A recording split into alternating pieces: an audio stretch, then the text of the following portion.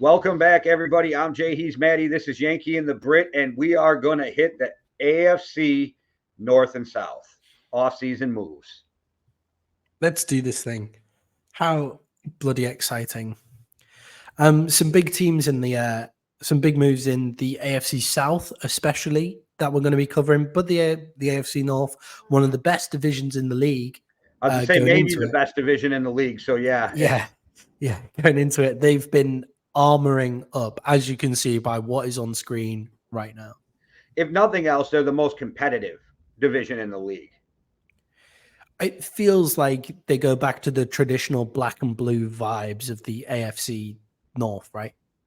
Like, I feel like the NFC doesn't have a black and blue division where everybody's just beating the shit out of each other. But the AFC North is one of those divisions, 100%. All right. Well, let's just start with the Baltimore Ravens and Josh Johnson, quarterback, Derrick Henry, running back, wide receiver Nelson Aguilar, wide receiver Dante Hardy, O-tackle Josh Jones, edge bringing back Kyle Van Noy, which I thought was a great move too. A lot of these really nice moves, but I like the fact that they brought Kyle Van Noy back. Defensive lineman Justin Manup, Book, I don't know. Matabuke. There you go. Maddie got you. Justin Matabuke. Really good defensive lineman. Defensive line, Brent Urban. Linebacker, here you go. Linebacker special teams, Chris Board. Linebacker, Malik Harris. And cornerback, Arthur Mullet. Do you think with the new kickoff rules, we're going to be seeing people who are just special teams? Just because it's the first time we've seen it. What I think is going to happen with the new kickoff rules, because of the way they're lined up, they're going to be like, Tyreek, go line up in the fucking get this kickoff. And Tyreek Hill's going to blow the doors off of this new fucking specialty. I think guys like that are going to end up being your returners. Yeah, I don't think linebacker Chris Board is going to be the returner, but I think we're going to have guys who are like special teams experts because of the new rules. You require some more expertise and stuff like that on there. But it would be weird to be named linebacker special teams, right? Like that's a strange thing to. Yeah, because most of your backup players play special teams anyway. So like it's so weird. Yeah. That's a strange thing to name somebody specifically, considering linebacker Malik Harrison also isn't special teams. Yeah, this is a really fucking solid free agency, right? Like Kyle Van Noy, great player to have on your team. Loads of experience. Aguilar, Derrick Henry. Really suits. Yeah, and then most importantly, the big name there is Derrick Henry. What do you see as his position on the Baltimore Ravens? How do you see him improving the Ravens or not?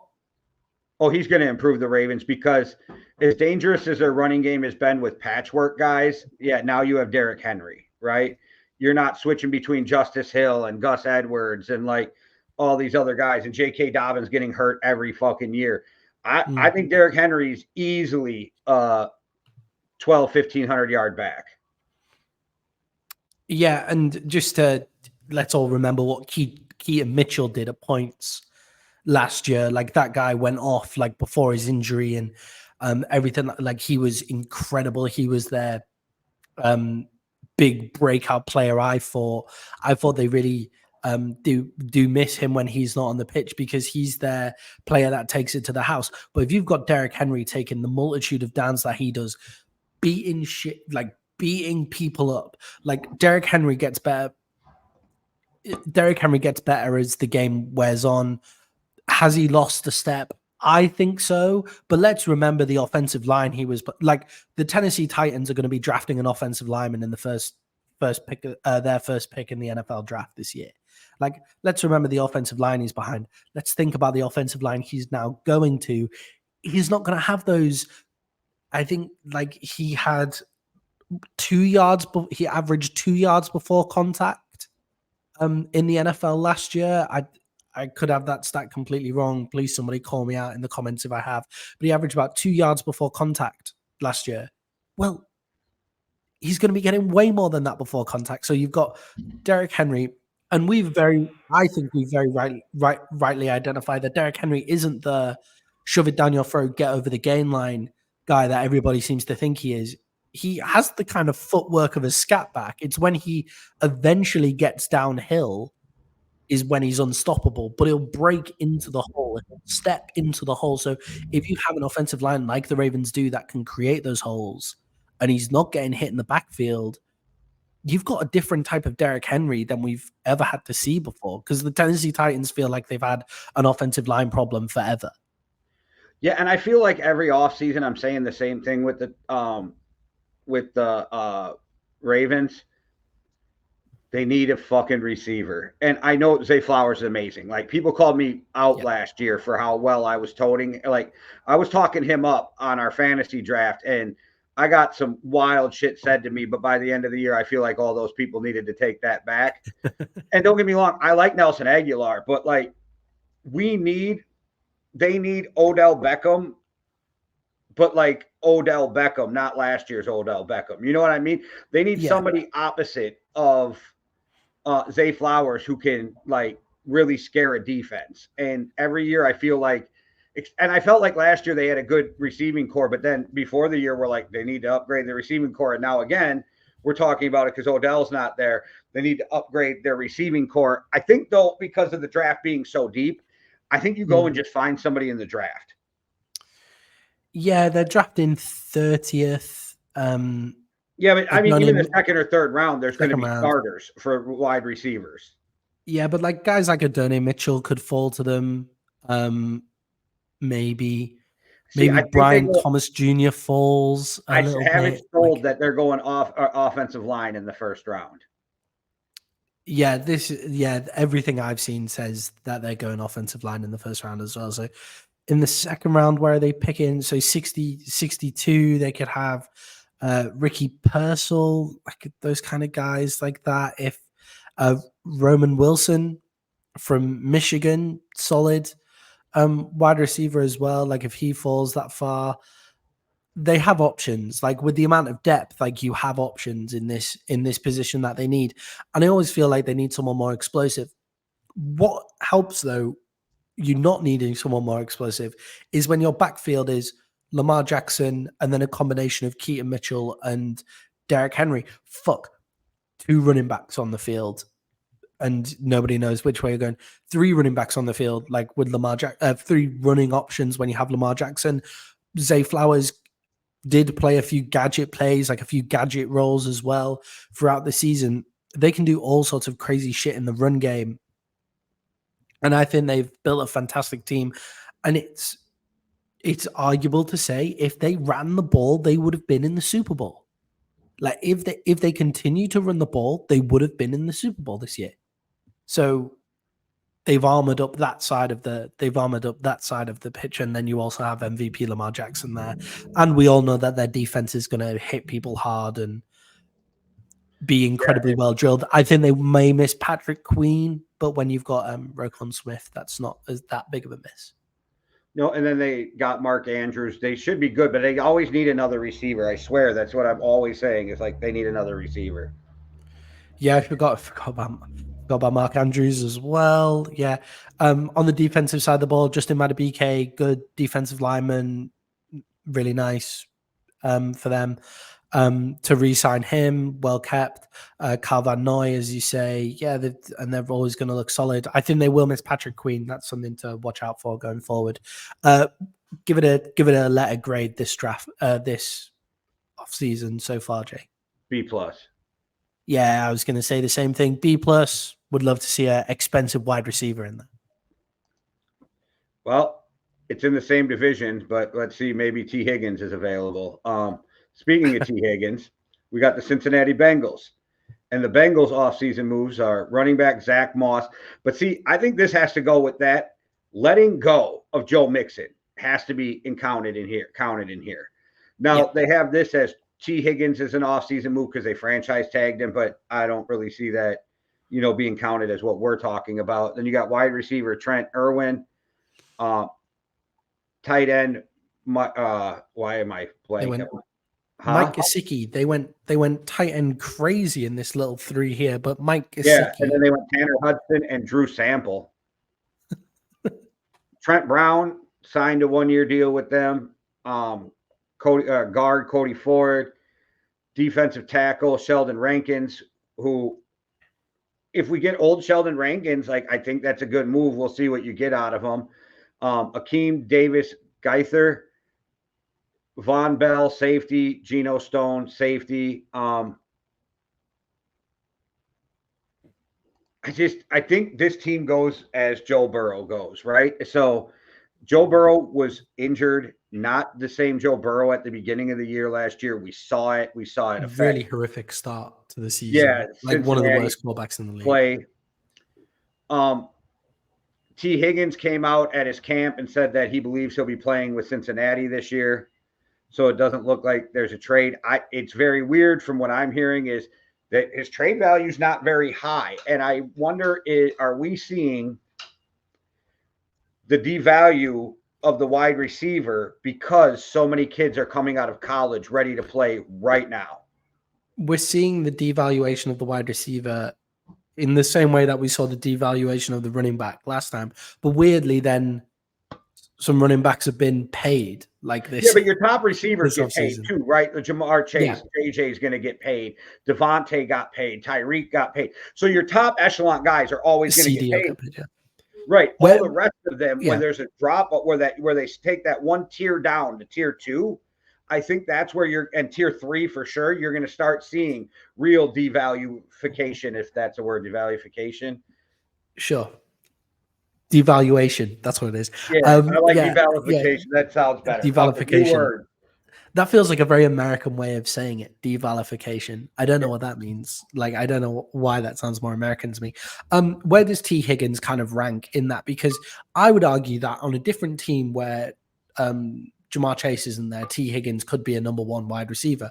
But when Jamar Chase is injured, he has the opportunity to step up and be a number 1 wide receiver, and we haven't really seen it. So I'm not sure where he kind of lives. Like, who's better, him or Terry McLaurin? Who's like, is he in that 1.5 wide receiver range? And as a number 1 wide receiver, he's like top 20. As a number 2 wide receiver, he's like top 5, right? Like, yeah. So. Yeah, he's like top 5, number 2 wide receivers, 100%. There's certain teams out there that I thought would be more in the conversation for this. Well, like the Bills, but there's no way they're going to trade to the Bills, right? Like, so the team like, you're not going to trade. The Baltimore Ravens could use him, but they're not going to trade him to the Ravens, right? So that's the kind of shit too you got to look at. I was actually thinking the perfect place for him would be the Colts. Yeah. Those kind of level teams is where they trade him. That allows him to go prove that he's the number 1 wide receiver. The Indianapolis Colts, they don't have a number 1 wide receiver. You don't Pittman? I like Pittman. I just don't think he's not a number 1. He's a 2. Is he? Well, then you got 2 top number 2s. So maybe you can do something with that if you get T. Higgins. I think T. Higgins has more number 1 ability than Pittman. I think Pittman. What do you think his trade value is? At this point with the contract, like, that's the other part of this, right? Because Stephon Diggs went for a 2 and got his contract voided. Yeah, that's the part of this, isn't it? It's the contract. So the Bengals will want a 1. He's probably worth a low 2, high 3. And I was thinking a 3. So yeah, we're in the same ballpark. Yeah. Okay. Yeah. He's like a low 2, high 3 with the contract, with the fact that he needs to be paid at least 21.8 million this year. I think this is just me. If you're Cincinnati, unless you get a 1 or a 2, ride it out. Just ride it out. Let him walk, because you're probably going to get a 3rd round compensatory pick for him walking. So just ride it out 1 season, see if you can win a Super Bowl, and then just let him walk. Fuck getting compensation back, because, like I said, unless he gets injured, you're going to get a 3rd because he's going to be a high-value starter as a compensation. So why trade him for a 3rd this year, right? Like, when you can use him this year. Yes. Is Joe Burrow healthy coming into this? That's the other thing that they really have to ask themselves. Like, Joe Burrow's, his injuries now happen every single year. Let's see if he can remain healthy for a year. Will Joe Burrow be healthy walking into this season? Let's see. If he Yes, is, you because keep T. Higgins and you go for it. I think they will manage him better after what happened last year in the because I don't have a Playing him problem made with no their sense. coaching staff. I don't think they're inept. I don't think they're a bad. I think their owner's kind of shitty, but he's finally coming around and figuring out you have to pay players because he has Chase and Burrow. But I think they'll manage Burrow better this year than they did last year because it was a calf injury, right? It was something with his leg, but it was his calf, I think. Yeah. You can't let him get a calf injury in the preseason running around. Like, yeah, what was it? It was just rolling out. Like it was just he strained his calf rolling out and throwing it. Like it wasn't a contact injury or anything like that. Yeah, what I never understood was playing him. Talking heads say that it's because they let Joe Burrow do so much in training camp, right? And all right, okay, hold him back. Like if that's the case, hold him back. Like I get, he's one of those dudes who are going to work himself to death, right? Like like there's that dog that'll eat himself to death if you don't control their food. That's Joe Burrow when it comes to football, right? He just wants to eat football all day long. Like Jameis Winston eating W. Okay, I'm sorry. I had to make that shot at Jameis. Any chance I can take a shot at Jameis is a good time. If I'm the Bengals, I'm getting a solid backup quarterback this year as well. Because who was it? That backup quarterback threw for like 400 yards at some point, though, didn't he? Yeah, and he was on the Vikings fucking practice squad. We gave him like $100,000 as an undrafted free agent to come to Minnesota, and I can't remember his name.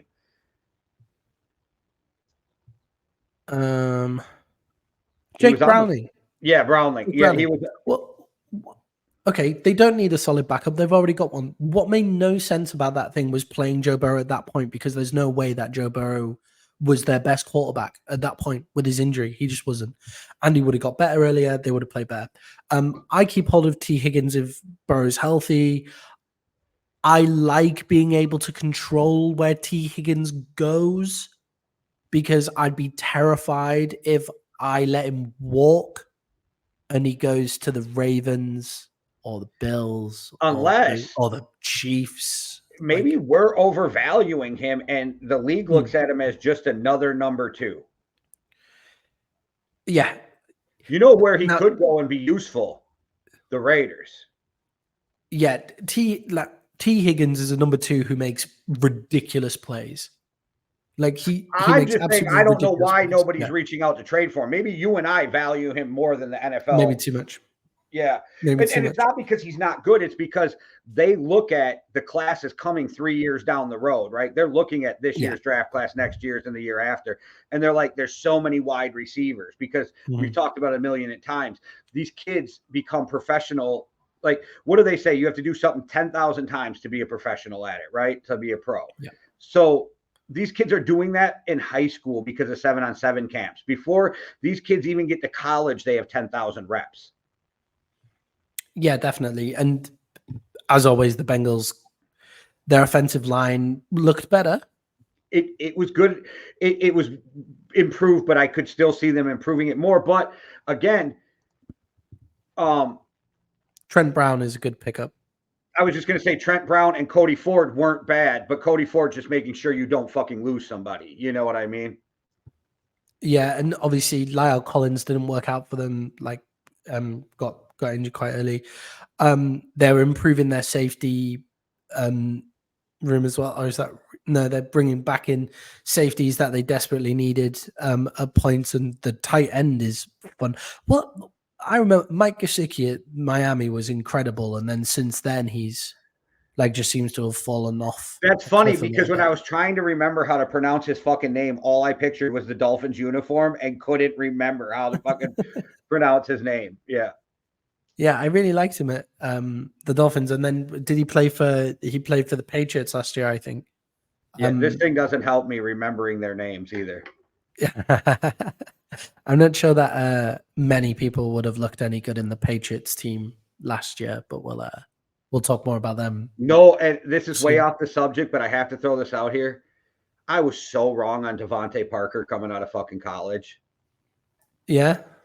I thought he was going to be really good. I did. I wanted the Vikings to draft him. Yeah. he wasn't terrible in. Are we talking about the same guy? He wasn't terrible in Miami. No, that's where, he was okay. Yeah. I always wanted them to match him up with Teddy Bridgewater because they played college ball together, and so I wanted the Vikings to figure out a way to draft. And I was so wrong. He never shined. I thought he was going to be a stud in the NFL. I thought he was good at Miami, but just good, not great. And then when you go to the Patriots organization at the moment, you're not going to shine offensively. I agree. Yeah. All right. Well, we'll talk some Cleveland Browns, and everybody knows I have said for 4 years now, Kevin Stefanski can fucking coach. Well, I've been saying it since he was the offense coordinator for the Vikings.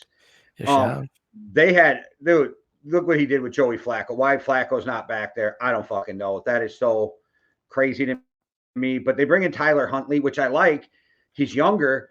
And I keep thinking every time they bring somebody in like this, are you trying to find Deshaun Watson's replacement? Because this has been a shit show going on year 3 now, right? So you're at the point where if you eat 2 years of his contract, it's almost like, fuck it. So I feel like Deshaun Watson's in a real make or break. And then they bring in the Mr. Eaton W's, Jameis Winston. They always have a quarterback or a room full of quarterbacks, though. Yeah. Dante Freeman, running back, I thought was good for them. Nyheim Hines, with Chubb coming back, it's nice, coming off an injury to have some guys who can take some of the load off for you. We'll see what's up with Jerry Jeudy. He's never lived up to what most people thought he was going to be. James Porsche, they re-sign. They re-sign Michael Dunn. Zadarius Smith always wants a new contract, and somehow he always gets a new contract, but okay. Shelby Harris, defensive line, Marcy Hurst, Maurice Hurst, yeah. Yes, thank you. I can't even fucking talk today. I almost said Maurice Jones and then stumbled over they're going to bring Maurice Jones out of retirement to play D-line from running back. Quentin Jefferson, D-line. Linebacker, Devin Bush. I always liked Devin Bush. I know most people don't love him. Jordan Hicks is a great signing. I loved him coming out of college. Bush. Jordan Hicks is a great team leader, can still play. I get why the Vikings let him go because of the linebackers they have are young and good, but I was sad to see him go. Cornerback, Tony Brown. I almost said Troy because my reading's great. Safety, Rodney McLaren. Wait, is that right? McLeod?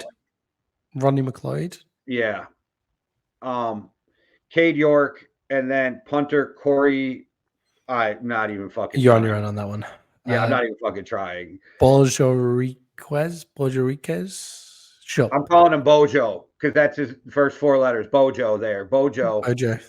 Punter Bojo coming in. I like their backup quarterbacks. They have 4 quarterbacks too, which is always odd. Who's going to be the odd man out, because they got DTR there also. I don't think they upgraded at receiver all that much, though. I don't know what Jerry Jeudy, maybe because Jerry Jeudy can be a third option. So Jerry Jeudy, I think their best moves were re-signing their own players. Yeah, re-signing Zadarius Smith is a really important move. I think they've had a really good defense since Myles Garrett's been there, right? But I think Zadarius Smith takes that over the edge. And now they lost Clowney, right? So they lose Clowney. I think Smith is a bigger difference maker than if you had to pick. I know, but it's that rotation. I was just thinking, maybe did they do enough to upgrade? Jordan Hicks, I think, was their best defensive move. Yeah, John Hicks, as you say, a really good linebacker, really solid linebacker from the Vikings. I love Devin Bush coming out of college. I don't think we've seen the best of Devin Bush yet. I always wonder if I'm hanging on too long with Devin Bush because I still feel like when he was a free agent, I wanted the Vikings to sign him, right? And then they didn't. And I'm like, am I hanging on too long for Devin Bush? Yeah, there's something about that was that the linebacker class with Xavier Collins as well? I remember getting really excited about that linebacker class. And neither of them have really lived up to it. But Devin Bush, I still think he's got so much potential. He's so worth the shot, 100%, to take that shot on him if you've got the space there. Definitely a great move. Tyler Huntley, Why the Ravens would ever let him go, I have no idea. Unless he forced his way out because he was like, well, I'm never going to get started here. But there's enough money that you can pay someone to sit there and If you're like Tyler move Huntley, on. though, you got a better chance starting in Cleveland than you do in Yeah, Baltimore, right? Like, because in Baltimore, it's got to be an injury. I think Cleveland's very much regretting the Deshaun contract. yeah, And I think 100%. if they can, I think they'll eat the last 2 years because they spread a lot of that 2 years over void years. I think they'll, and I know it comes due, but because it's split in the void, if you do post June, which you can get rid of them and do it post June 1, they can split it over 2 years. And I think and so which would make them being able to split that contract over 3 because of the 2 years left. I think they might be willing to eat that on the way out. I think they might. Yeah, and it's how much do you have to pay Tyler Huntley? Like, I guess, like at that point, um, he won't be getting paid a lot right now. But even as the starter, how much have you got to pay Tyler Huntley? Um, I like bringing Jameis Winston. I feel like Jameis Winston is quite a good backup quarterback to bring into most teams, Okay, right? Jameis did it to himself because he's corny as fuck. Yeah, I quite like how corny he is. Your quarterback should be corny. I'm okay with having a corny quarterback. That's totally okay. Like when people hate on Russell Wilson for it, I'm like, Russell Wilson is allowed to be corny. If he was my defensive lineman, I wouldn't like that. But I'm okay with a corny quarterback. Yeah, I like bringing in Jameis Winston.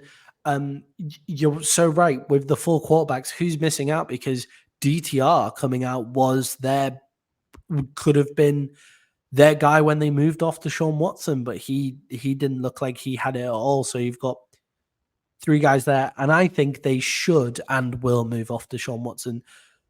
Will this be his year to make it or break it? Let's have a look. The One wide point receiver room is interesting. $1.152 million for this year. So So, $1.5 million for Tyler Huntley. so if Tyler Huntley winds up being your starting quarterback, and yes, you have to move on from Deshaun Watson and you have to eat the fucking contract on Deshaun Watson, like And if Huntley it's plays not that well, though, bad. what are you paying him? 28, 30 million for the next 2 or 3 years to see, because he's going Yeah, to have to prove it as a starter, right? yeah, So it's not that bad because Dak's going to get 60. yep. Yeah, yes, he is. The other point about Tyler Huntley as well, when you've got Nick Chubb in the backfield, when you've got Nakeem Hines in the backfield, when you have who else did they bring in? Um, Devontae Freeman. Deontay Foreman. Yeah. When you bring in those guys into your backfield, you have a really strong running game, especially with Huntley there as well, because Huntley is but basically got trained to be Lamar Jackson light at the Ravens. So I think he Huntley is kind of reminds me of Deshaun Watson when he was a Texan. really. Just he I'm not moves sure he has around, the he arm makes of that. plays with his legs. He, can get the ball downfield. I'm not saying it's the same talent, but he reminds me of him. Yeah, same style of play. There's also the fact that Jameis Winston could come in and you know what Jameis is like. Like he could just fucking like I catch a just guy at any remember point. the first time I ever thought to myself, Jameis is corny, is when he was at Florida State and he got in trouble for jumping on the table in the library and yelling "fuck her right in the pussy." That's just so cool, man. So like It's a college so thing to do cool. though. So like I was like, okay, he's a college kid. But then there was the crab legs, and then there was eating the W's, and then I'm like, Yeah. Jameis, you got to fucking But stop, bro. when you're the big man on campus, you don't shout. You don't shout that I when you're know, the but it big was man the on thing campus, college right? kids were doing at the time, which I still Yeah, thought yeah, was, but like it's when he got to the yeah. pros and he was still like eating W's and shit. I'm like, dude, you're working with grown ass men. Like 30-year-old dudes are on your team. Like you can't be that corny.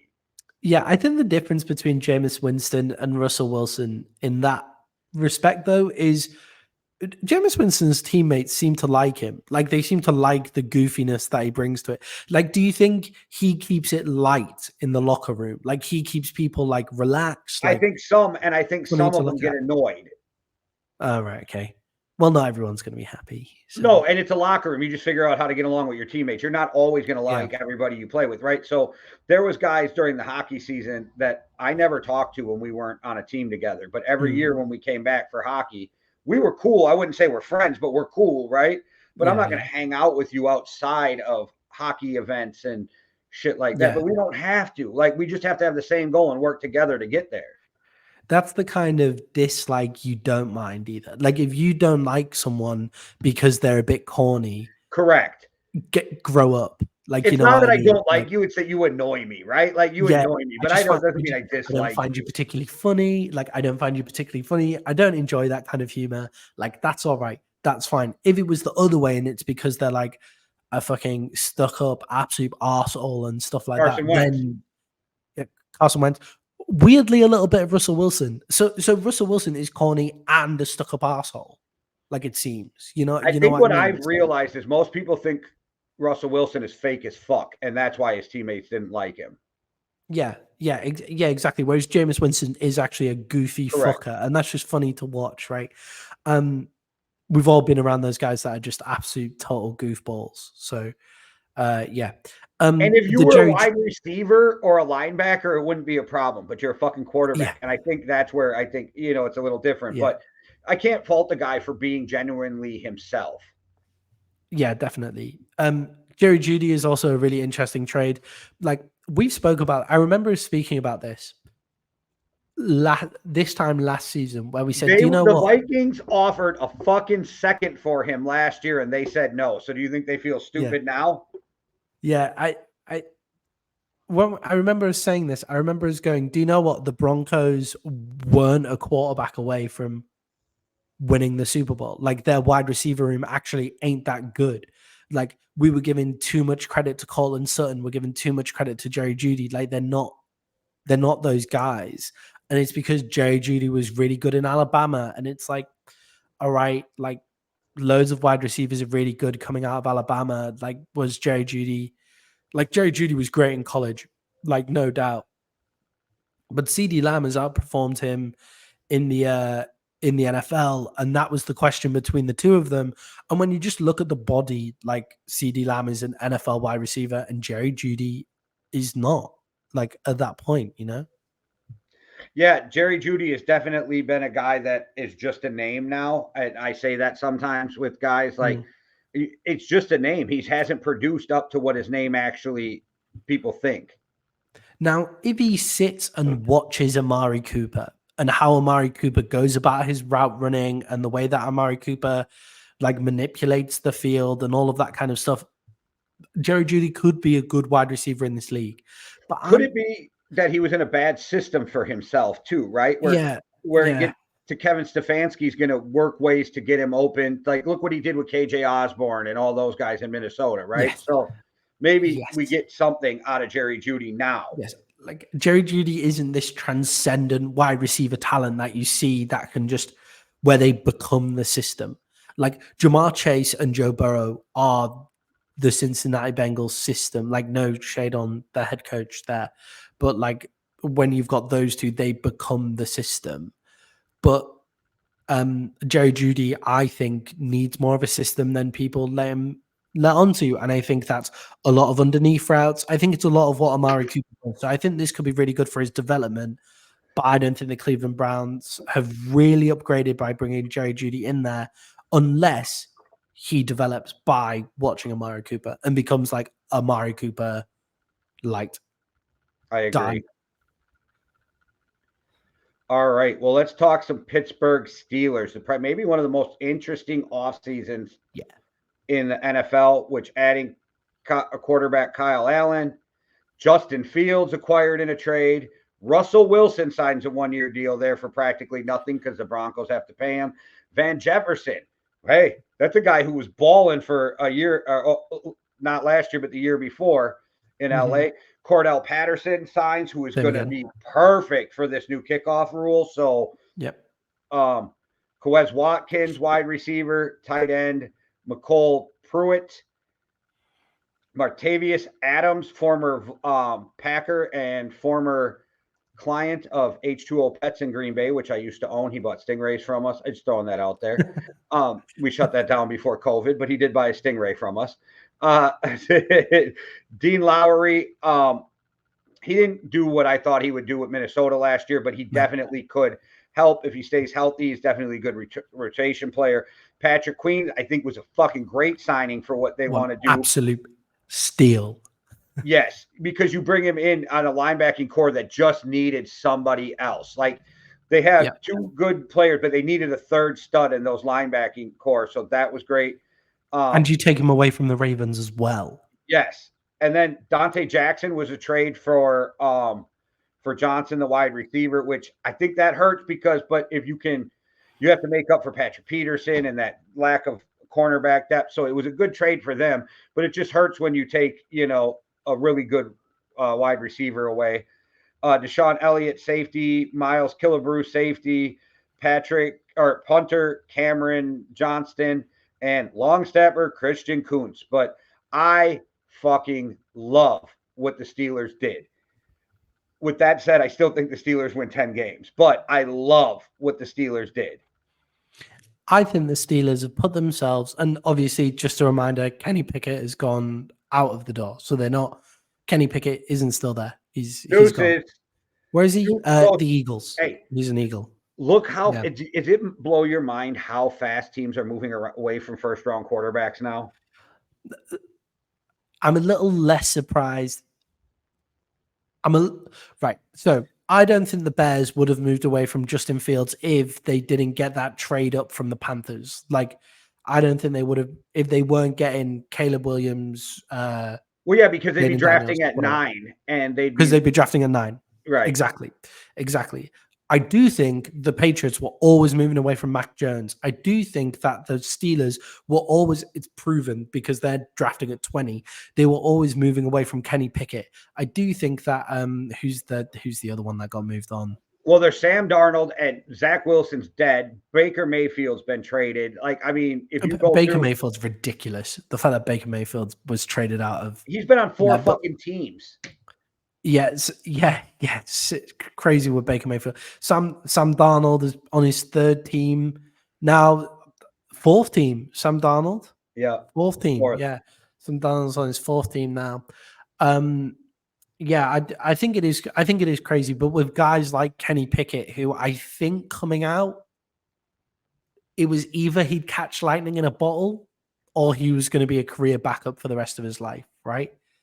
Like, I think Kenny Pickett is a very good career backup quarterback. I don't think he fits in Philly, but whatever. That's a whole different conversation. He doesn't play the same style of football as Jalen Hurts. Like, when you're backup quarterback, like, they would have been better service taking Tyler Huntley. Like, and the Browns would have been better service, but not than taking Tyler Huntley, because I think Tyler Huntley offers an exciting dynamic. But I think Kenny Pickett is a good backup quarterback. But yeah, I think it's crazy. And I kind of love what they've done here with the quarterback competition. And Russell Wilson and Justin Fields are similar in style of play as well. So I am very happy with the quarterback competition. When you bring Russell Wilson in, I'm surprised more teams weren't kind of thinking about Russell Wilson on this cheap of a deal. Because it's not, I don't understand the NFL. I don't get the NFL media, the wider world of the NFL. It's either Russell Wilson is absolutely shocking. At the start of the season, it was Russell Wilson is horrendous. The Broncos are horrendous. And then halfway through the season, it was Russell Wilson is back. Like, he's a fucking amazing. He didn't play that bad last year, but I still didn't want him. He was fine. Russell Wilson was fine, especially when you're playing $1.25 million for the guy. Correct. Like, Russell Wilson is a totally fine quarterback. And he's an upgrade from Kenny Pickett. Yes. And if the Steelers win 10 games and get into the playoffs, they have a better chance of actually winning that playoff game now with Russell Wilson or Justin Fields, and Patrick Queen in there as well gives them, as you say, like a great competition. I think if Justin Fields ends up playing, something went really wrong with Russell Wilson. I think Russell Wilson is in the starting position to go forward, definitely. And I think George Pickens really unlocks You might be something. too young for this, but I think they brought Fields in to be Cordell Stewart / I think they're going to line him up everywhere. Oh, right. Okay. Yes. Taysom Hill would be the newer generation. Yeah, Cordell Stewart was better than saying. Taysom Hill, but yes, Okay. and then right. I could even go back to, you probably don't even remember this name, but I could go back to Seattle with Seneca Wallace. Like, Seneca Wallace was a guy, if he was in the NFL right now, he would be a top quarterback, but he came into the NFL way too soon. Do you know what? Justin Fields in the new kickoff rules. If they line him back up there, the only time I have ever seen a backup quarterback get thrown out at special teams is when the Vikings did it to Tavares Jackson. So I would just be like, I'm wow, for it. what? I just think you can create, with the new kickoff rules, you can create so much fucking carnage. And if you have a guy like Justin Fields, not accurate in the intermediate at all, but he has a fucking cannon of an arm, right? If you let him set and throw that ball, you can switch the play entirely. You can do all sorts of crazy fucking shit. And he's big enough and strong enough to run the ball himself. I think Kyle Allen is also an excellent third quarterback to have in the room. A real grown up. All right. Cordero Patterson's going to be doing the kickoffs, though. Should we move on to the South? Let's move to the AFC South. All right. Well, let's start out with them Houston Texans making big moves. Joe Mixon, Huge wide moves. receiver Noah Brown, traded for Stephon Diggs, re-signed Dalton Schultz, re-signed Charles Heck, signing Autry to a 2-year, $20 million deal. Mario Edwards, Tim Settle, D-line, D-tackle, Foley, whatever the fuck. I don't know. Fatukasi, sure. Yeah, let you do it. Edge Derek Barnett, Daniil Hunter signing a 2-year, $49 million, most of it guaranteed too, which is wild in itself. Linebacker Aziz Al-Shira, linebacker Delshawn Phillips, corner. Now we're going to go through a string of cornerbacks right here. We got Mike Floyd, Miles Bryant, CJ Henderson, Lonnie Johnson, Desmond King, and Jeff Okudah. Safety Eric Murphy, kicker Fairburns, fucking kickers, and then punter Thomas Townsend. Daniil Hunter, Jeff Okudah, Myles Garrett, Stephon Diggs, and re-signing their own players made me go, well, they're fucking all in on winning right now with a second-year CJ Stroud. Yeah, definitely. I think there are two ways to win a Super Bowl. There always used to only be one, unless you had Tom Brady, which was win when your quarterback is on a rookie deal, right? Now there's win if your quarterback is on a rookie deal or your quarterback is Patrick Mahomes level of like fucking great. Okay. The Texans are not going to let this opportunity go to waste with CJ Stroud there. And I think that's the right thing for them to do. I think they did a really sensible job of rebuilding slowly with like guys who are like grade A, grade B, grade C players, like really sensible roster building. They then hit CJ Stroud with the young wide receiver that they took in the draft as well, whose name I forget. Tank Dell, thank you. Yeah, the new, really recognizable name. With Tank Dell as well, they hit on those two, and now it's time to move on. Like now it's time to go. What do you think of the Bengals letting go of Joe Mixon for a 7th round pick? Well, they were going to cut him anyway, so the 7th is fine, whatever. But the fact that they were willing to move on from him at all is where I have an issue, right? Like, why would you let Joe Mixon go to bring in Hines? Zach Moss. Yeah, it was Zach Moss that they brought in. Yeah, and Akeem Hines. They're going to bring those guys in to try to make up for Joe Mixon, who is a really, really good running back who can be in on all 3 downs, can catch the ball out of the backfield. That was fucking huge. You look at the punch now with that they have in Houston with their running back room. Like it's just, and then their receiving core is ridiculous now. They have good tight ends. Like their defense has just got better. The Texans are for real, and people better not sleep on the fucking Texans. My way too early Super Bowl prediction was an all Texas Super Bowl. Oh, really? You think that the Texans are going to win the AFC? Well, you're way too early one you're supposed to kind of have fun with, right? So that's my Yeah, way fair too enough. early. It's Cowboys Texans Super Bowl. Yeah, that's a fair point. When you read through, I'll just read through the the Texan weapons now. CJ Stroud at quarterback, one of the best young quarterbacks in the league. Backing up, we have Davis Mills, who's actually not too bad either. You also have Joe Mixon and Damian Pierce, an excellent 1-2 punch. You then have a wide receiver, Stephon Diggs, Nico Collins, who had an amazing season last year, Tank Dell, Robert Woods, and Noah Brown. Like, that's a ridiculous wide receiver room. You then have Dalton Schultz at tight end. And then let's not forget who they've got standing at left tackle protecting their young quarterback, Laramie Tunsil.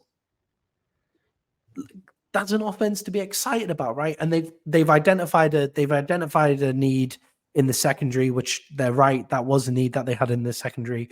I really like Jeff Okuda. I know he didn't live up to the billing of his high draft pick, Jeff Okuda, but I blame the I Lions really like defense him. for that, but okay. Yeah, exactly. Like, I also think if they took him a little later, like, people wouldn't be as harsh. Like, what was he, 4th overall Well, now pick you or got something like Daniil that? Hunter and Will Anderson coming off the edge. Those corners don't have to protect that or cover that long. And as Yes. for Laramie Tunsil, I'll smoke to him. Yeah. Mr. Gas Mask himself. Remember Mr. that? Gas Mask himself. Yep. Yeah. Gas. But cornerback, they have Derek Stingley and Jeff Okuda as well. They've also got, by the way, Aziz Al-Shaair. Good for him. Like, because he got paid like 3 years, 34 million for a linebacker coming from the New York Giants. I like Aziz Al-Shaair. I remember seeing him pop a few times when we played against them. I thought he looks good to me, looks exciting. So the Texans are an exciting team. They've got a great coach, a great quarterback. Let's see what they do. And I think they're definitely favorites for the AFC South. I think they'll be playing in the AFC Championship game at Arrowhead, and we'll see where things go from there. I give them an A+. Yeah, A+, definitely. Because it's the intent. They made that trade with the Vikings to make the trade for Stephon Diggs. They were so thinking 3 steps, forward. I really love the way that, and I've given Caserio some shit as a GM for doing the crip walk in church, which was really weird, but he's done a fucking great job of building this team.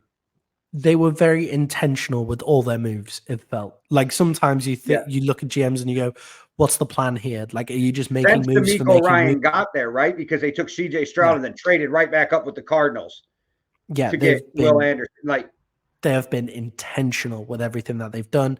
How much better does Stephon Diggs make them? Because I think we need to get a gauge on where your Stephon Diggs-o-meter is right now. Wait, dude, this is exactly what's Stephon's going to ball the fuck out because he's in a new place on a contract year with something to prove, and he wants to make it look like it was Josh Allen's fault.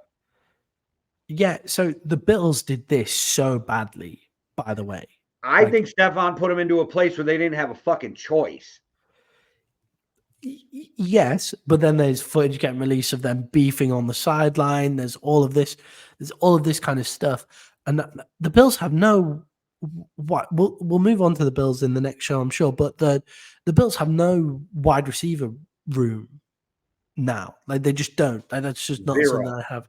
They have Shakir, who actually had a very good average yardage compared to Stephon Diggs. But he was playing when you're playing with other good receivers, right? Like, that's the thing. Yes. So they get rid of Gabe Davis, who is you had him in fantasy, so he's hit or miss. But when he's hit, that fucking dude's electric. He basically won me a game once by himself, but then everything else he just scores below 10. And then but he's not there anymore. Stephon Diggs fell off after week 6, but he was in a bad place mentally. We knew that, right? Like, and I was saying it the year before, let him have one more bad season and they're going to see Minnesota Stephon Diggs. And that's exactly what happened. So the Texans' smartest move was to void his contract and go, if you like us, you'll stay. If not, you can go because you're going to have a happy Stephon Diggs who wants to get paid, who wants to prove it was Josh Allen, who wants to make the Super Bowl. And how much would Stephon love it if he could win a Super Bowl the year he left Josh Allen and tell Josh Allen to suck it, right? Like, yeah, and the other part of this is Stephon Diggs now gets to play in a warm weather climate.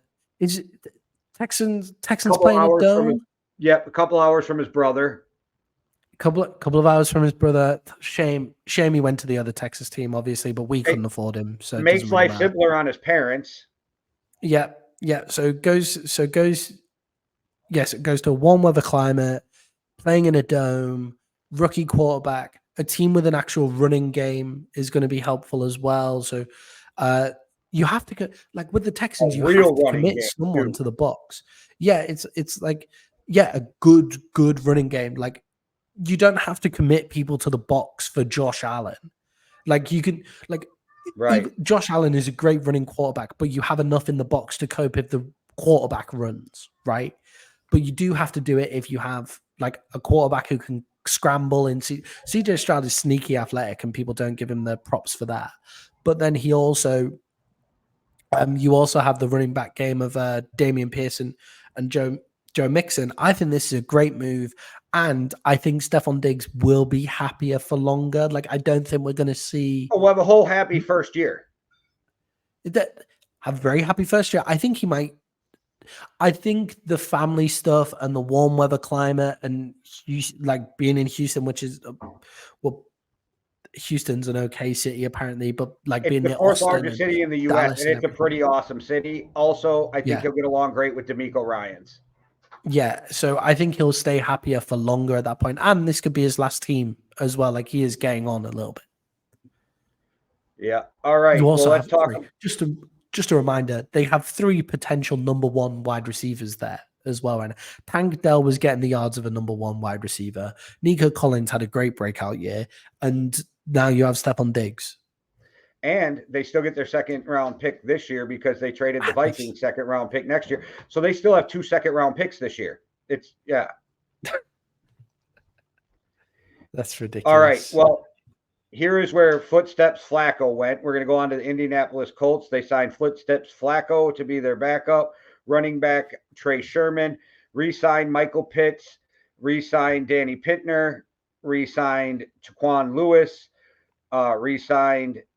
where I just moved that. Jannard Avery signed DeForest Buckner, good signing. D tackle Raekwon Davis, another good signing. D tackle Grove Stewart, not really sure who that was, so I had to go look.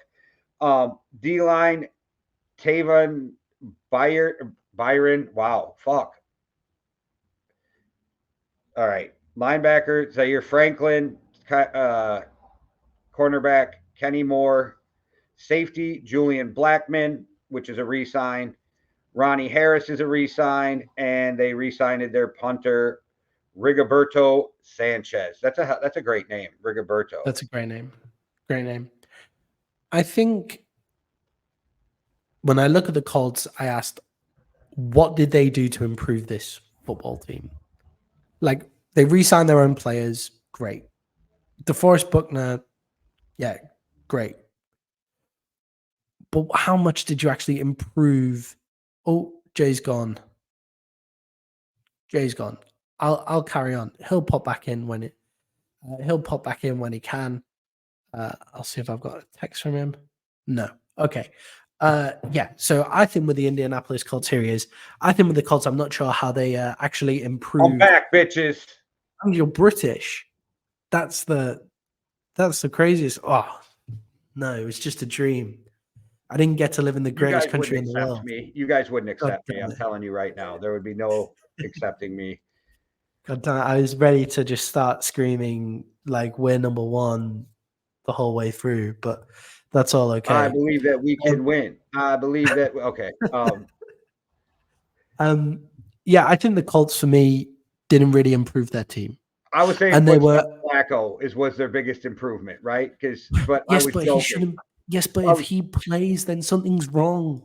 I was joking because he's really that big of an upgrade from Gardner Minshew. I would probably say no. Like would put Gardner Gardner Minshew and Minshew Joe gets Flacco on kind of the same level for backup yeah, quarterbacks.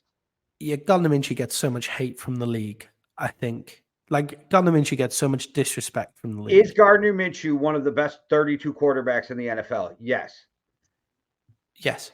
Will he start over rookies that are young and high draft picks? No.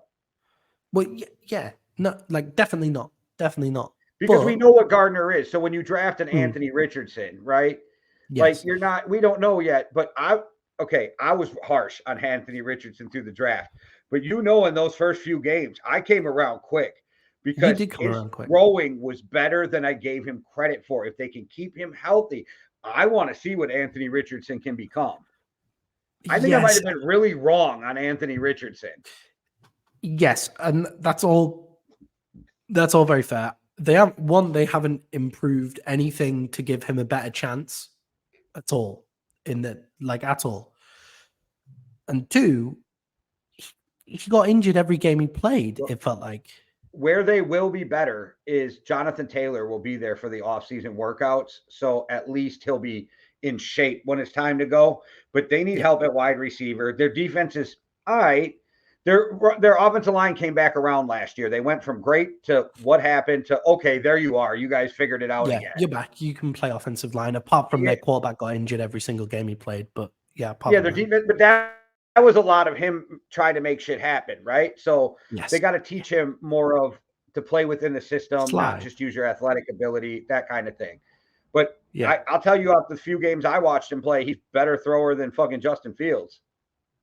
Yeah, he's definitely look, he's got a total cannon of an arm, and he was way, way more accurate in the intermediate than I thought he was going to be. The short stuff, he didn't miss a lot of throws, but he didn't make those catches easy for wide receivers. He seems like a genuinely great person too, which makes me want to root for him even more. When I hear that shit where he was at the combine and he stayed after, introduced himself to every one of the workers and helped them clean up. He didn't do that for press. He did that because that's the type of person he is. The Colts get done with their training camp. He stays after and helps the equipment people clean up. That's just a good dude, and it makes me want to root for him. You know what I mean? Yeah, who's the head coach of the Colts? Because getting them into the old Eagles offensive coordinator. Yeah,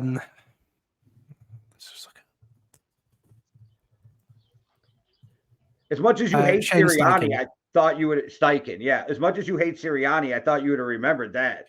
I've had there are so many names. I remember Cynthia sitting next to us the other, while we were recording one of these the other day. Cynthia's my girlfriend, by the way, any new listeners.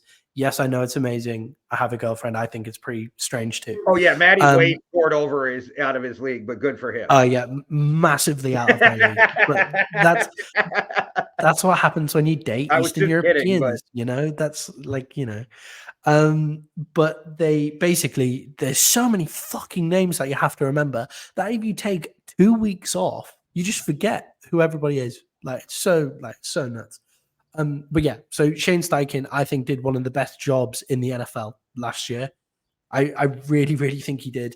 I think Anthony Richardson is going to look better. I guess getting Anthony Richardson back to health, one more year studying the playbook, one more year in the system, teaching them how to slide. I think they're trying to that improves their team.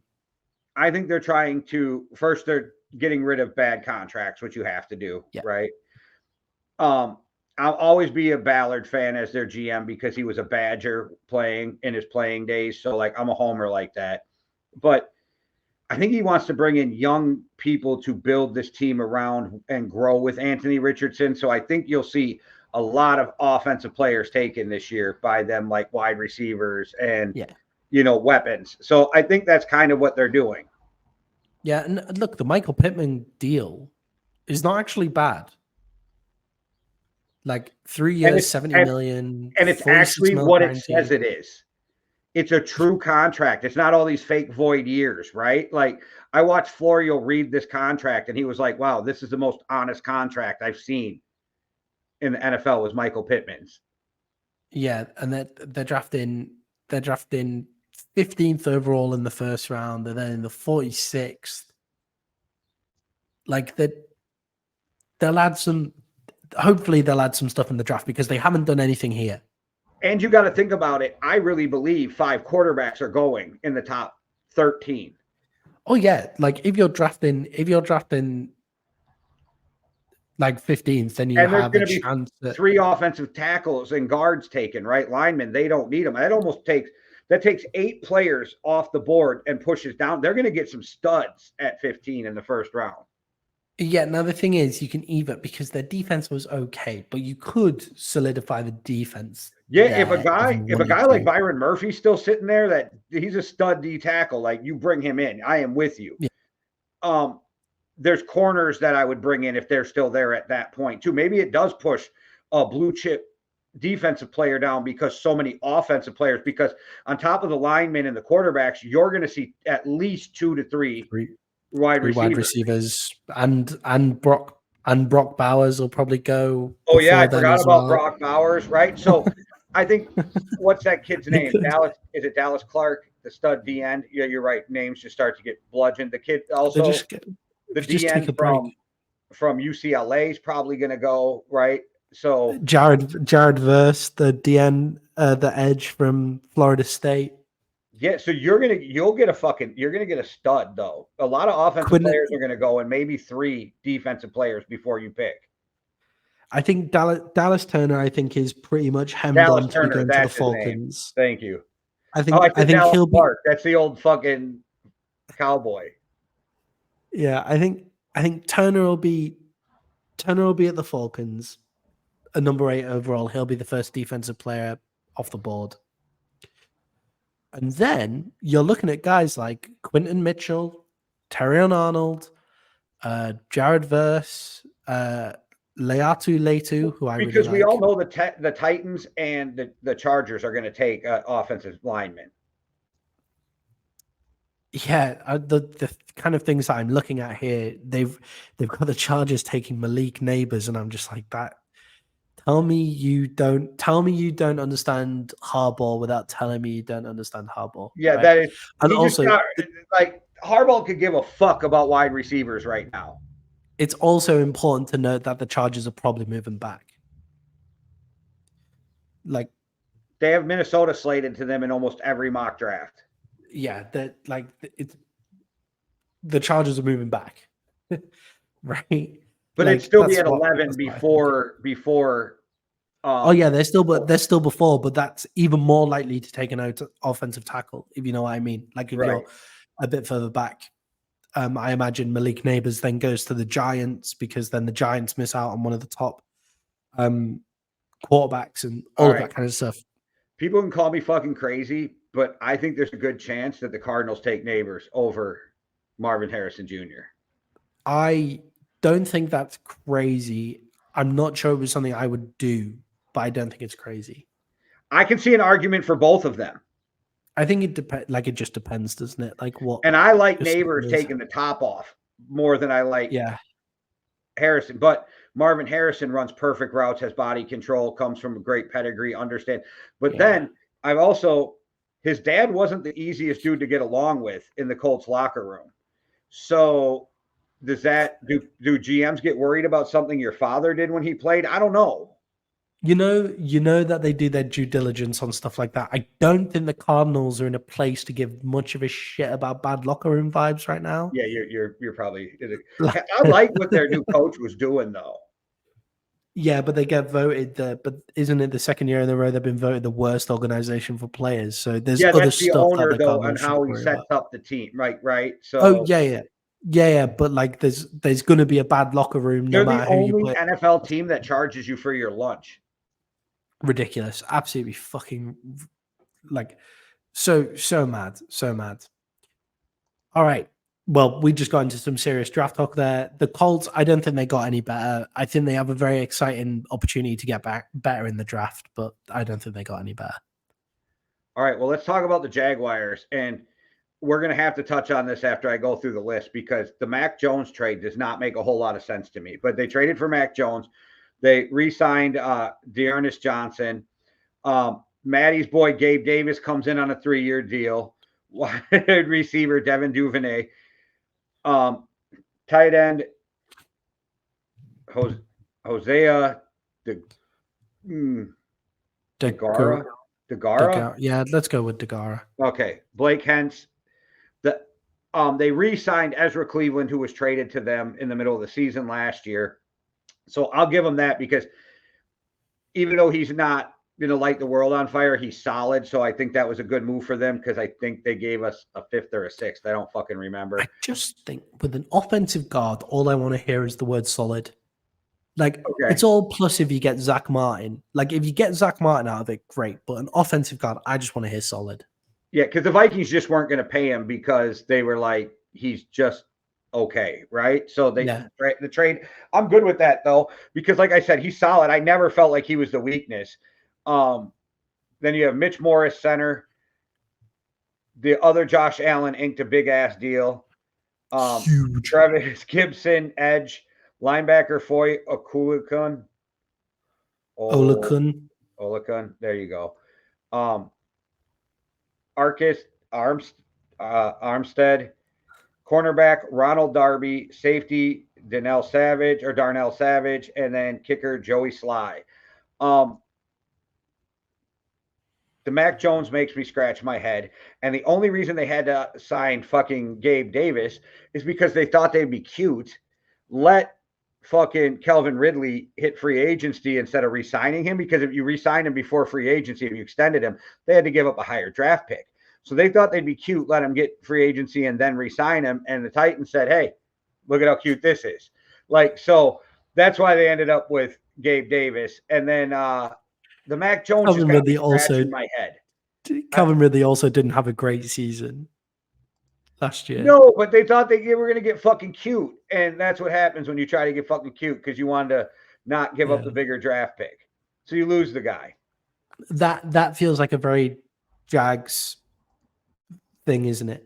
Like they're more worried about the pennies and the dimes, you know? Yeah, that's why I keep wondering when they're moving to fucking London. But it's just got to at this point.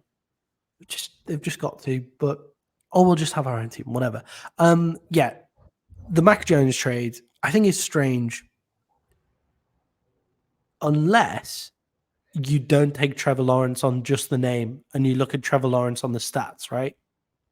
Like, Trevor Lawrence gets injured relatively easily, hasn't had the best stats ever. So you bring in a quarterback who, let's remember, Mac Jones in his rookie year took the Patriots to the playoffs. Like, to the Patriots to the playoffs and all of that kind of. So can you salvage something? Doug Peterson's a bit of a quarterback whisperer. Now, I have full trust in Trevor Lawrence, and I think Mac Jones isn't going to get a sniff of this fucking job at all. We'll pay the contract and give you our both first round picks. Just send Trevor Lawrence over. You can ride. Yeah, exactly. Like I understand why they did it with Mac Jones. I think it just brings needless pressure onto your already really overly pressured quarterback who's meant to be the savior of your organization to stop you guys from moving to London and all of that kind of stuff, right? Like, I think it's a strange move. Yeah, I get it was for nothing, right? Like, you got him for a bag of chips. I get that. Like, it was a 6th round pick, so it was nothing. But it just, unless they were like, when Trevor got hurt last year, we didn't have a backup we trusted to go in there and play. Yeah. And he's still on a rookie deal, so he's relatively cheap. You know what I mean? And I think that Mac Jones has something in him to be a good quarterback in this league. His comparison in the draft was Kirk Cousins. Okay? Kirk has been good, really good the last few years. But when you're drafting a guy, is what you're looking for Kirk Cousins. Like, that's what I like. Kirk Cousins is the guy you have when you don't have somebody better, right? Like, you're like, I can ride with Kirk. Kirk is solid as fuck. He's accurate. But Mac Jones is a hair more athletic. That's it, a hair. Yeah, in those circumstances, you've got to remember what's made Kirk really good over. Like, I think Kirk now is. We'll see how he is coming off the injury and everything. But what made him really good was a lot of good weapons in Minnesota, and he had that experience that, like, when they talk about the period where your experience and your athletic ability, because Yeah, they obviously meet. your athletic It's ability Shannon. always comes down, but your experience goes up. He got into that sweet spot, right? Like that's the sweet spot he was in, and at points looks like top 5 QB in the league when he was with Minnesota, right? Right, but when Like you're drafting a guy, is what I'm when saying. you're Is that drafting what a you're guy, looking yes, for somebody? yes, Yeah. you're not looking for Kirk Cousins. You're not. If he turns into Kirk Cousins and Dak Prescott, you're not mad about it. But I'm not But at mad about least with Dak, I can argue that if you're drafting, he has the fourth overall athletic pick. ability to make up for other things, right? Well, yeah, Where that was Mac the Jones other. doesn't. Yeah, the other part of this was where did Washington draft Kirk? 4th round, but it was their set. It was the first pick after RG3 because they didn't have a second and a third. So it went RG3, Kirk Cousins in their draft. Right. Well, Dak Prescott was also 4th round, whereas Mac Jones was like, what was he, 10th overall? Like I, like I never got it. I didn't understand it. And I think Mac Jones, to be fair to him, got handed a total fucking shit sandwich as well. Like with the fact that he's the guy after Tom Brady, he's got a put up with fucking, like when he had an offensive coordinator as his offensive coordinator, he took them to the playoffs. He will never even at best be Jared Goff, though. Like, No. No, you're right. He did a really fucking good job the first season he came out, and that was the time that he was the offensive coordinator. People are going to hate me for saying this. Do you know what his ceiling is? Go on. Brock Purdy year 2. But if Mac Jones hits that ceiling, he's not worth the 10th overall pick in the draft, right? He's not worth that. But now he's not at teams that paid that for him. So if he turns into that guy, you're fine. Now, what the Jags might have done here is Trevor might get injured. We might get an opportunity to like work with Mac Jones, Doug Peterson, quarterback whisperer and everything, put him in the window, and then you get a 4th overall for him when you trade him next time. Or a team gets an injury and you trade him out. He rides out his contract and he walks. I get it, but I don't think it's horrific. I don't think it was horrific. I just thought it was weird, right? Like it didn't make sense to me when it first happened. I think the other thing that made more sense to me with Pittsburgh than this does. Yeah, definitely. I agree with you. Did the Jags get any better? No. Yeah, I'm not sure Gabe Davis makes a big difference. I think it's a fall off from Calvin Ridley, even though he didn't have a great season last year. The guy just came back from being suspended for a year. Yeah. I think it was going to take him a year to get his footing back under him, right? So, like, I think they got worse. Yeah. Who else is in there? Room? I mean, their best moves were re-signs, right? Like, you re-sign Josh Allen. Now, that is a big move, though. Because the amount of teams that didn't make them better, right? It just kept them. Yes. Which he's amazing. Don't get me wrong. Yeah. The amount of teams that were sniffing around, that must have been sniffing around for Josh Allen, the amount of teams that he makes a big difference for, like that is a good move to bring him back in. But you're right, it doesn't make them any better. Their current wide receiver room is Christian Kirk, who is a number 2 at best. Like a really good number 2. Gabe Davis and Zay Jones with Evan Ingram there as well. Devin Duvernay is also on the team. Fine.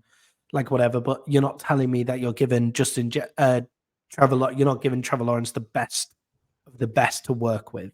I agree. At that point, they'll take a wide receiver 17th overall anyway. They'll probably get like the 3rd or 4th wide receiver off the board at that point. Yeah, it's got to be the 4th, right? Because what's his name from Washington? It's slipping my name right now. It's definitely going to go before then. Adunze. Yeah, Adunze. Yeah. Well, the Tennessee Titans are a team. I think they got better, but like, I have no idea. Like, yeah, because what's going on? Did you get worse by getting rid of Vrabel? Like, that's where I'm wondering. Yes. But they signed Mason Rudolph, Tony Pollard, Wide receiver Calvin Ridley, wide receiver Nick Westbrook, whatever. Okay. What's that first name of that offensive guard there, Maddie? Oh, give me a sec.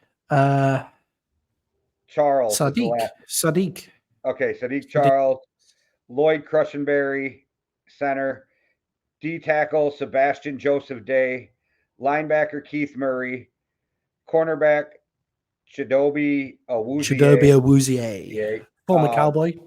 Yeah, once I started to say it, I realized who he was in the middle of reading it, right? Like when I saw the last name, I was like, oh, that makes that letter better. L'Jarius Sneed, rumors have it that the reason the Vikings didn't pull the trigger is because his knee did not come back clean. That's a scary thought for them. Nick Foles signs there, and long snapper Morgan Cox, shout out long snappers.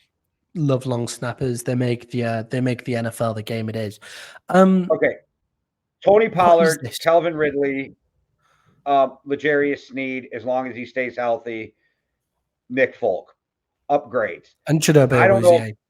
Yeah, Awuzie. I don't know if they got better because of the coach. Player-wise, they absolutely got better, and I actually think Will Levis might be their quarterback, and I think he'll be better than Tannehill was. Tony Pollard is not an upgrade over Derrick Henry. Well, he was walking though. They were done. So he's an upgrade of what they had on their roster, is what I'm saying. I agree with you, but I'm just saying what they had on their roster was an upgrade.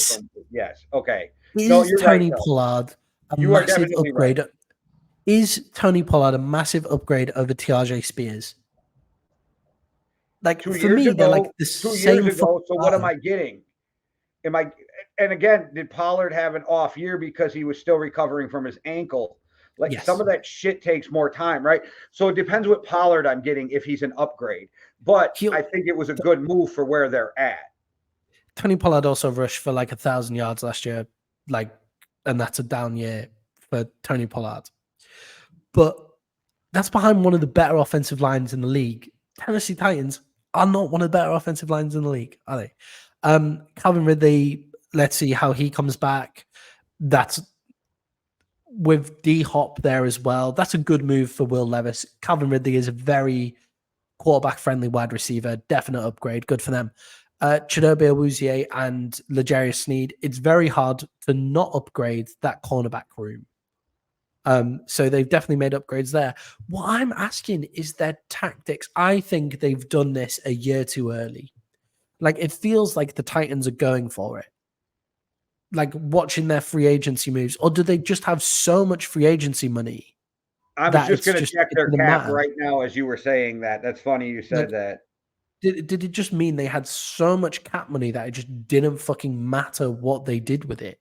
Because to me, it looks like they're going for it, and they've decided Will Levis is our guy, which fine. Will Levis played great last year. I thought Will Levis had a great year. Do they just have a load of cap space? $5 million next year in fucking cap room. So they're still just sat with loads of cap space, right? Okay, so none of this matters. Yes, the Titans did upgrade. I don't think they're going to do much better because their offensive line is still shocking, and they've downgraded in coach. So I don't think they're going to be much better, but at least they've given Will Levis the opportunity to be better. Yeah, and it's another team. I think they're just going to stock up offensive weapons. Well, if they're smart, to build around Levis, because you know what I mean. So hopefully in the draft, you get him some linemen, you get him some receivers. Yes, but the defense was so bad. Yeah, but they're not winning shit this year, right? So at this point, you're building. So just build that offense up to make sure your young quarterback thrives, and then you can work on the defense, and you can spend that $85 million next year on defense if you need to. Yeah, and they'll take Joe Alt. They'll take Joe Alt or be Hill. They'll take 7th overall, right?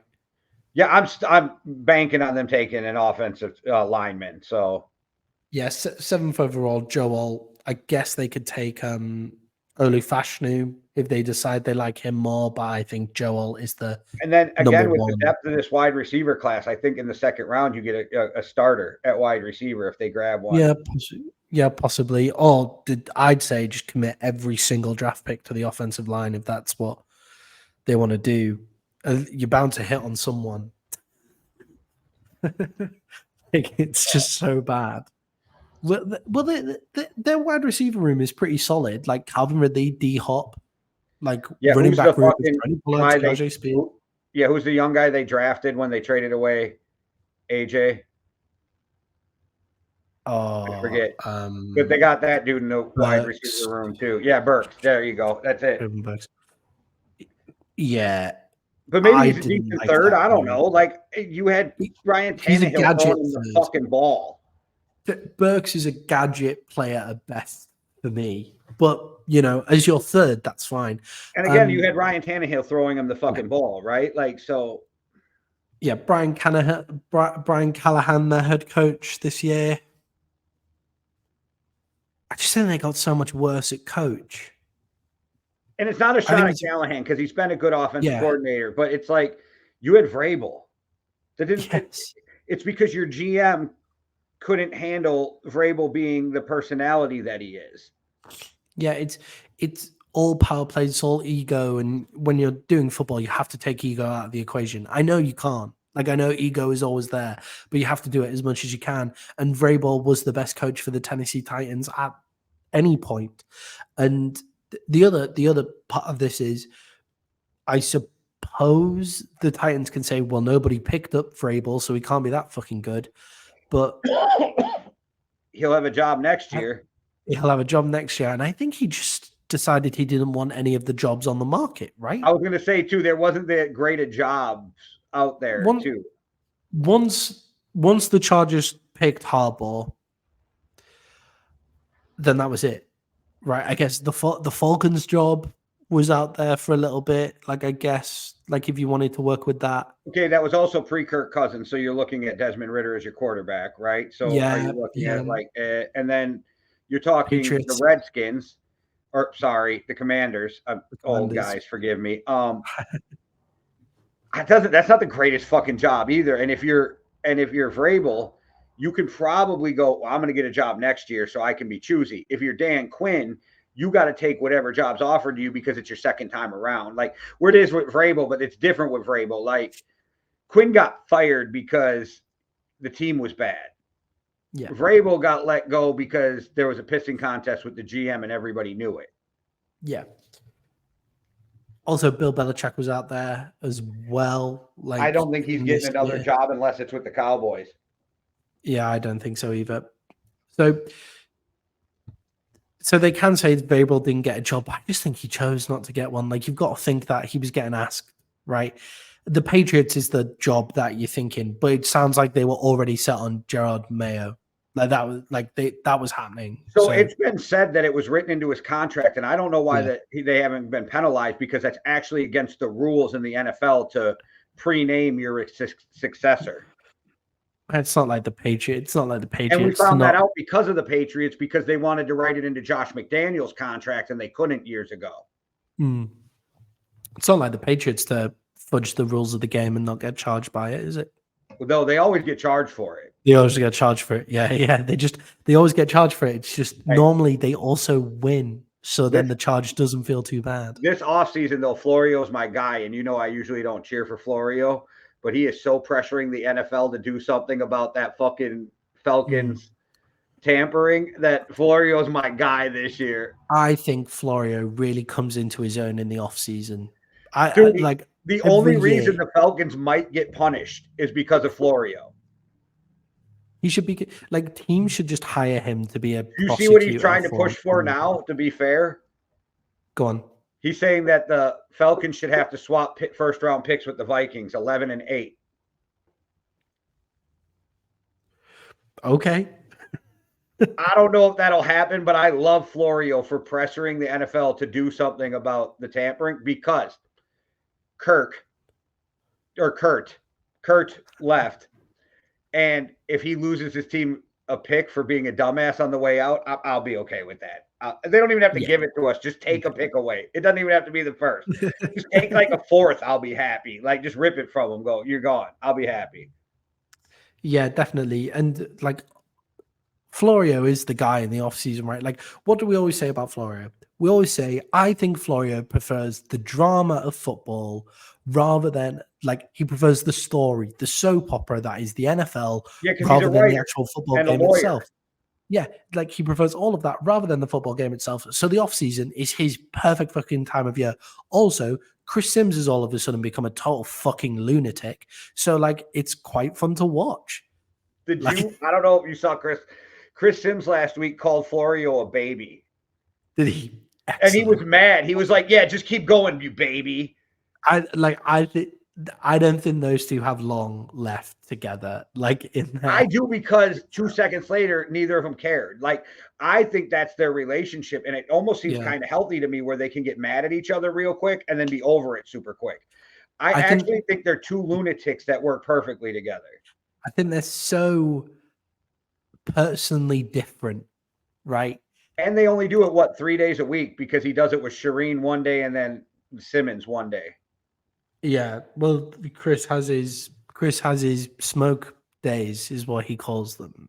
Like where he goes off and has his weed and goes and Yeah. chills for a bit and then comes back on the weekend. Florio was smoking weed last football season too when he out at in legal states. He was talking about how he's now been trying out the weed in legal states. So I would get high with Florio. I would, because that would be a wild conversation.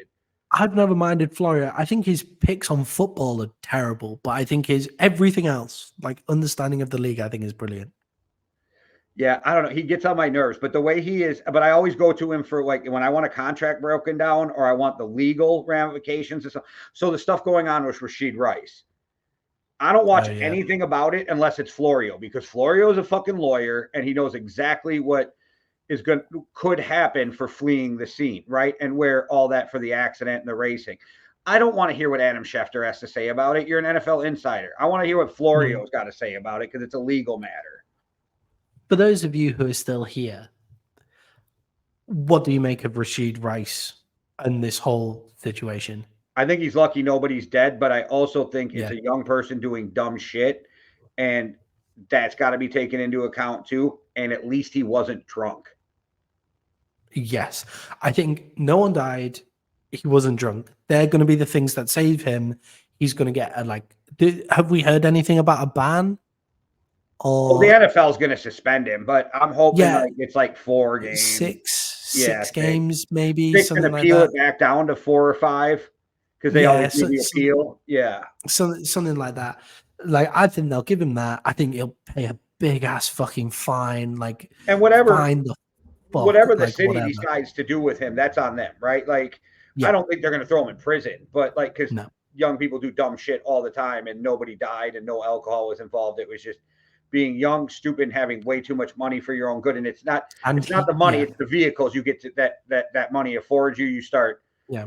And but he's also rich as shit, so he can stay out of jail. That's also if I did that and got into that crash, I'd probably be in jail right now because I can't afford the fine.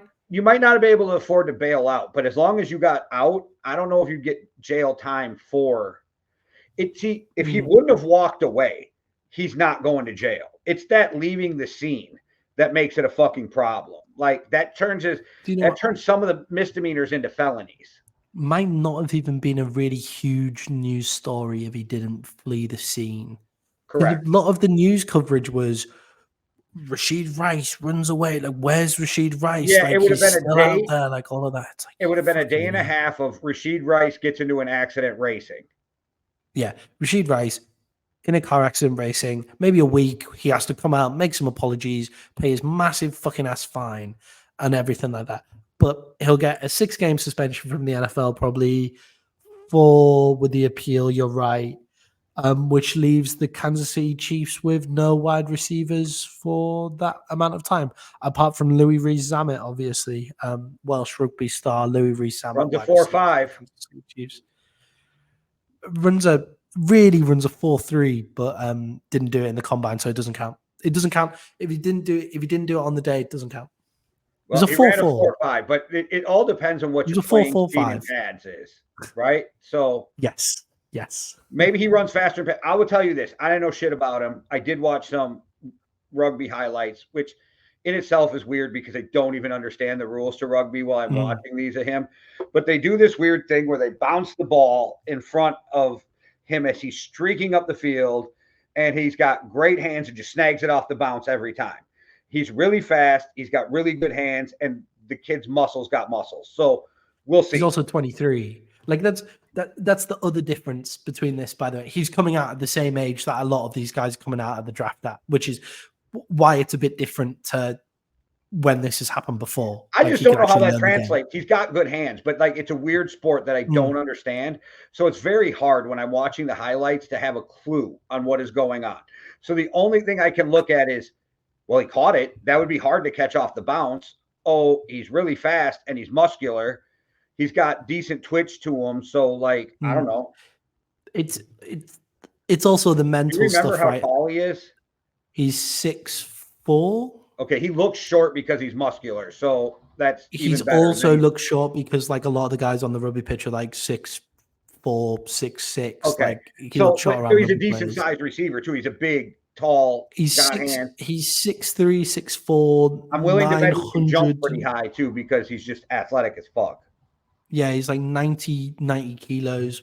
Or like he's like hitting 100 kilos now, I think, in muscle, whatever that is in pounds.